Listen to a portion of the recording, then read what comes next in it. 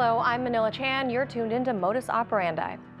While Westerners have been concerned about a chocolate shortage or prices surging for their favorite sweet treat, little thought is given to where that chocolate is coming from or what's causing the disruption in the supply chain. Two words: workers' rights.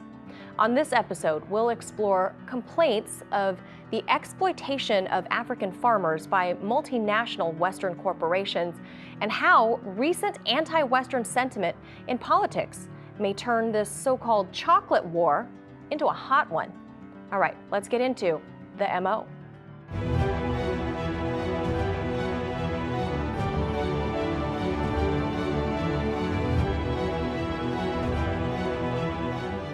It's no secret that Africa is a continent rich in natural resources, from precious gems like diamonds to cobalt that powers the lithium for your cell phones and EVs, to the cocoa used to create your favorite dessert.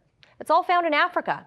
But in recent years, Africa's more northern parts, known as the Sahel region, and much of West Africa have come under scrutiny by Western powers, namely the US and France. Between political instabilities such as coups d'etats to the plight of cocoa farmers looking to earn more from multinational corporations such as Nestle or Cargill, the eyes of the West are looking toward Africa.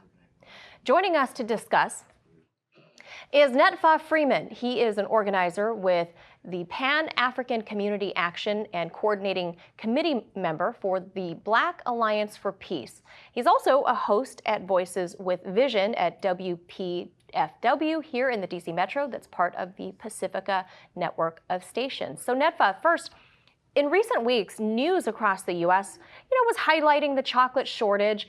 Bloomberg reported that raw cocoa was surging towards $10,000 a ton. That's an unprecedented number for this commodity. However, the source of this shortage was actually man-made. African cocoa bean farmers were actually demanding higher prices for their product from companies such as Nestle or Hershey, Cargill, General Mills, and so forth. So Netfa, chocolate is a $130 billion industry annually, yet the farmers in places like Cote d'Ivoire or Ghana earn about $1 a day.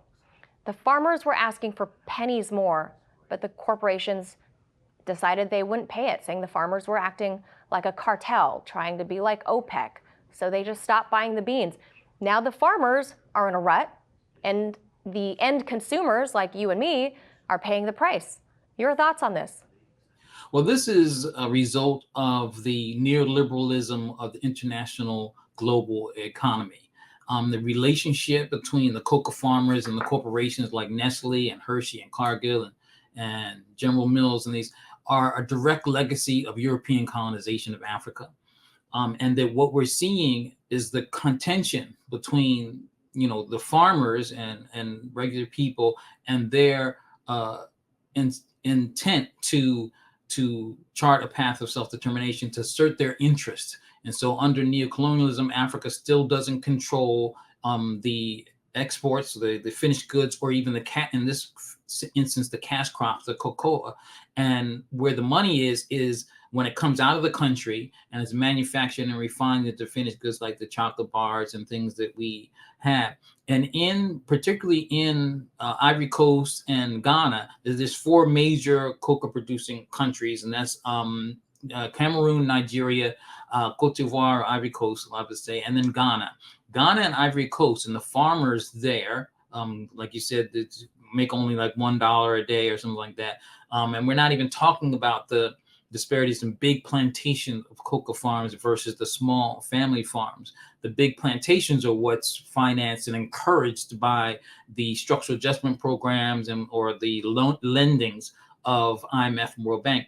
But the cocoa farmers, regardless whether it's plantations or small farms, are now beginning to realize their interest. And what's happened, this is what's driving the price up, is that in particularly Ivory Coast and Ghana, they came together to put a fixed price that's also higher for them to be able to sell the price of their cocoa, and also included what they're calling living income differential.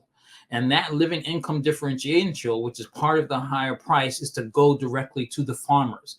Now, neoliberalism doesn't broach anything about, it's not for the interest of regular people. Regular people's values only as good as what their how much profit they can yield to corporations and international finance capital. And so it doesn't really think about those things. Now, Hershey and Nestle and all these other corporations, and this is what we saw initially when the cocoa farmers organized and initiated this price fix in these countries. They had to go on a public relations acknowledging the fairness of this and that they would comply with this higher price, but then reneged. It was just really just to do something in the public, but then also started reverting back to only paying the lower price. And that as a result of this, the farmers also started withholding, trying to sort of a battle, a contention, withholding their cocoa. But at the same time, the companies and the international market, which the farmers don't control, can withstand that. And also, just like they do, corporations, they just raise the prices in order to deal with a shortage of what is cocoa. And so that's what we're seeing here. We're seeing the farmers realizing their interest in trying to fight back. And so, yeah. Yeah, so Hershey, Mars, and Mondelez are 3 of the top 5 chocolate manufacturers in the world, all American companies. Any surprise to you that the reason for this shortage, the plight of the farmers, is not being discussed by mainstream media outlets here stateside? No, it's not any surprise at all. One of the inconveniences of the moment is that we're living in the time, we're actually experiencing the time of the year that chocolate is, being advertised from a lot of the companies. And news like this would not gain sympathy for these big companies like Hershey and Nestle and all of that. Western countries really, especially, they can't really afford to cover Africa regularly, and especially not in any honest way, and without the racial undertones, the racial spin, the racist spin that it has, that Africa's backwards and whatnot.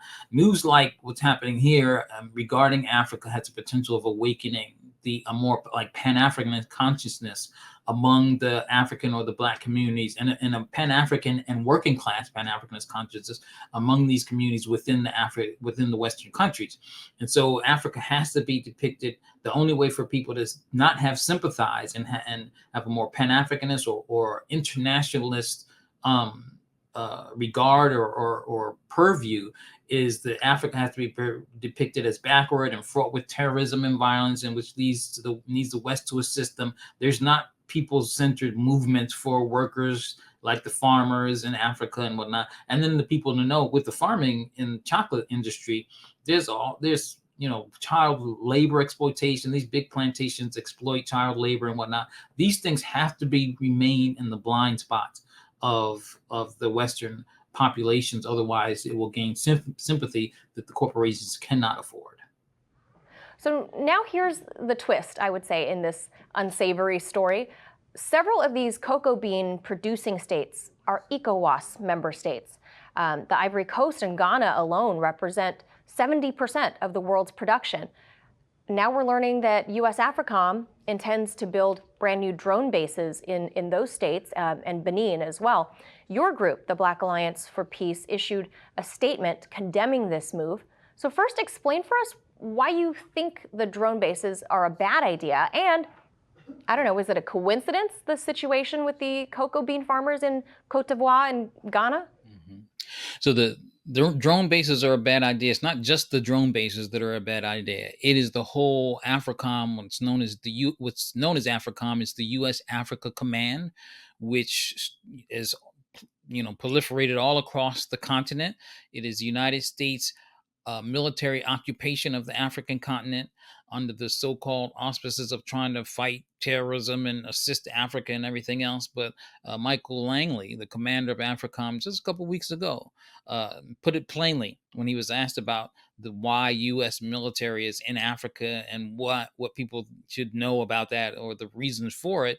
And one of the most telling aspect of what he said, along with all the other fluff, is that they were there, quote, for influence and access. This is why AFRICOM is there. And we know that the presence of AFRICOM has done nothing but exponentially increase the terrorism and terrorist activities there. There's a lot of atrocities based on the drone bases, particularly in Somalia and Libya.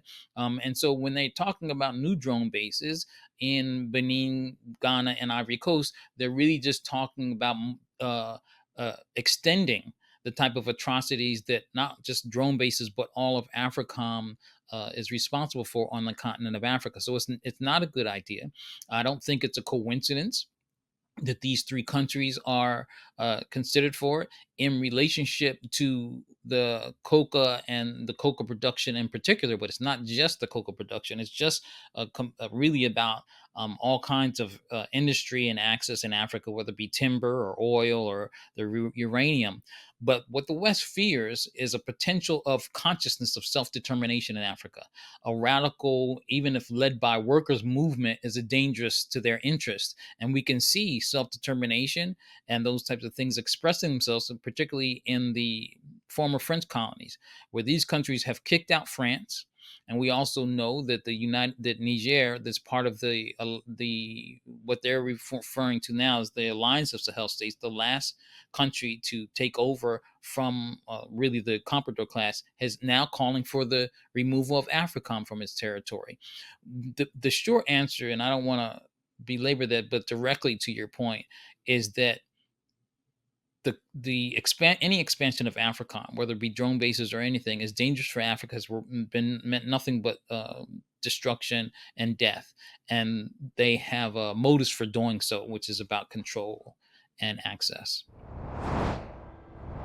And coming up next, usually an economic bloc doesn't threaten military action, but that's exactly what ECOWAS did following a string of coups in West Africa. We'll discuss it when we return with Netfa Freeman.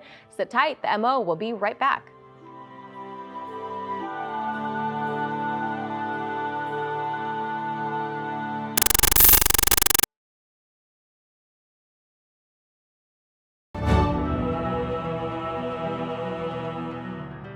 Welcome back to the MO. I'm Manila Chan.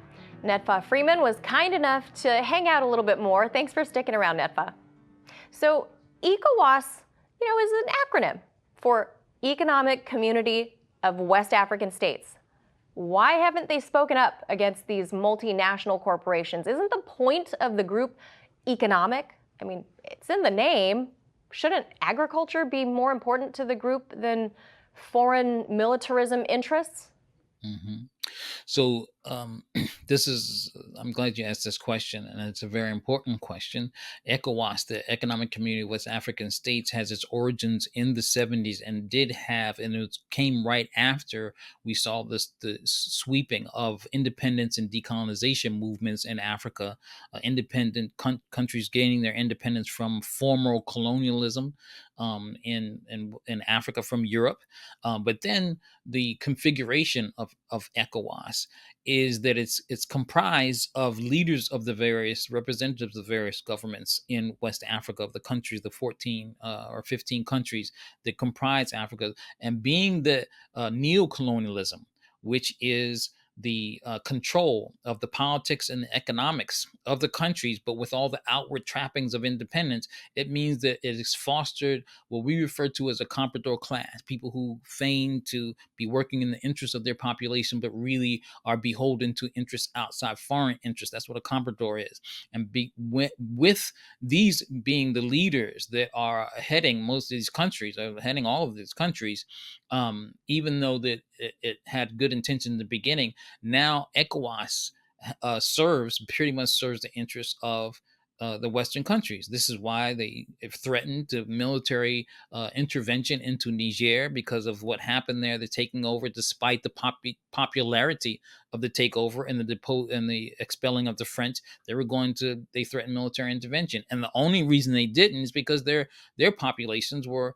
The populations of the various countries heading ECOWAS were not for that intervention and were already demonstrating against them. We had demonstrations or celebrations those countries that are expelling France, and in demonstrations against the leadership and these compradors and the countries that are comprising ECOWAS, and were threatening for military intervention. So there's a lot of political instability in West Africa right now. I mean, coups in Mali, Burkina Faso, Guinea. Niger was the last bastion of American military influence out there in the Sahel. But now, under the junta government, they just abruptly canceled this 12-year-old security pact with AFRICOM.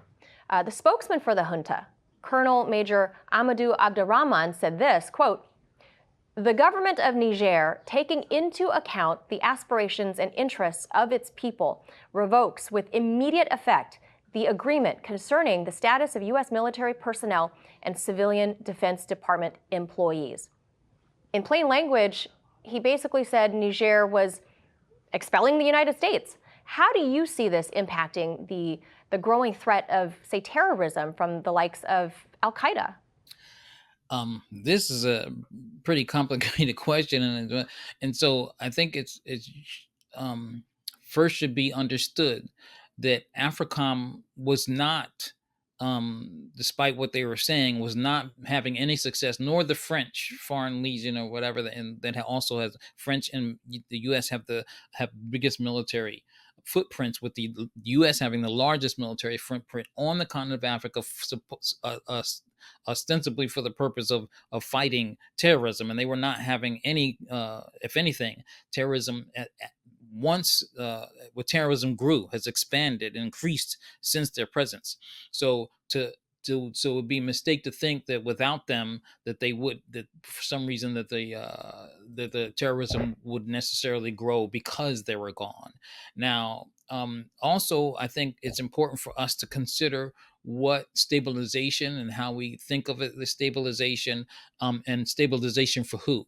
So this has been instability for the Western economic order, domination of Western countries and their ability to have access to mineral resources and to super exploit Africans.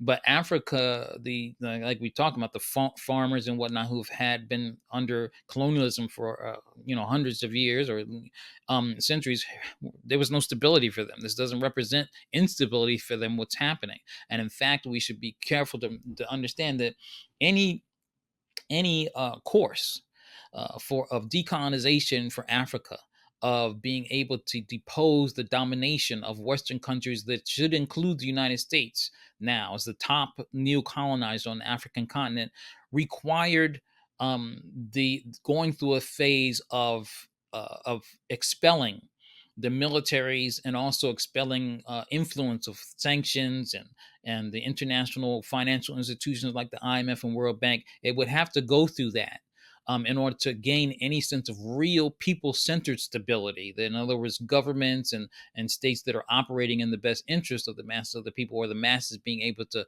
assume control. And so in this sense, what's happening is a precursor, a necessary first step for there to be real independent, self-determined, and even hopefully a united Africa.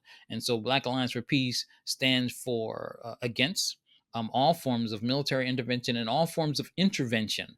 And so I think this is that we want. I think it's a good first step that Niger has taken, and that we call for all of the countries in Africa to take the same step, and take the same step and look for a self-determined, united Africa that's working in the best interests of the masses. Yes, stability for who is a great way to look at it. As you mentioned earlier, Niger is uranium rich. France is one of the largest purchasers of uranium from Niger. But the military junta announced previously that they were going to halt all sales to the French. There were concerns that Emmanuel Macron might take military action into Niger, under the guise of overturning this coup, which apparently seemed to be a very popular movement. That hasn't happened, though, on the part of France. We saw a lot of Russian flags being waved there. But when you combine this with the eviction of the U.S. military, how do you see things playing out in Niger? Yeah, it's hard to say. I don't think it would be, to put it lightly, a good look for there to be a military intervention on the part of a direct military intervention on the part of the West, to intervene in Niger, especially since these movements seem to be quite popular. And we've also seen Mali, particularly Mali, Niger, and Burkina Faso form what they're calling an alliance of Sahel states, a security alliance that first and foremost is security, saying that an attack on one is an attack on all of them. And all of them have had taken an anti-France or anti-Western disposition, wanting to and have their own currency and whatnot. And now, now it's looking like it's also spilling over to the U.S., which the U.S. was trying to avoid that and be neutral in this. But everyone knows that it's all connected. What's also going to be interesting is, and we didn't get a chance and we won't be able to talk about it, is the developments in Senegal, where there is a newly elected president. He's the youngest president, and a prime minister. These two young people represent a growing young movement that's also talking about anti-France and the self-determination of Senegal, and then also in Guinea-Bissau, where the revolutionary party of the PAIGC, the party of Amilcar Cabral, has been able to form a coalition and taken power, been voted in power. So these are popular governments that they can't accuse of being taken over through military interventions, but all of them, the ones that in the military alliance and the ones in these, have the same, basically same essential agenda. And I think the only thing that can result if the West persists with its aggressiveness and its insistence that it dominate is that they're going to bring all of these forces together, and we're going to see emerging a new movement of decolonization or neocolonization in West Africa, which is long overdue. Netfa Freeman, member of PACA and Black Alliance for Peace, also co-host at Voices with Vision on Pacifica.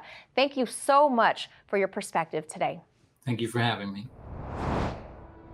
And that is going to do it for today's episode of Modus Operandi, the show that digs deep into foreign policy and current affairs. I'm your host, Manila Chan. Thanks for tuning in. We'll see you again next time to figure out the MO.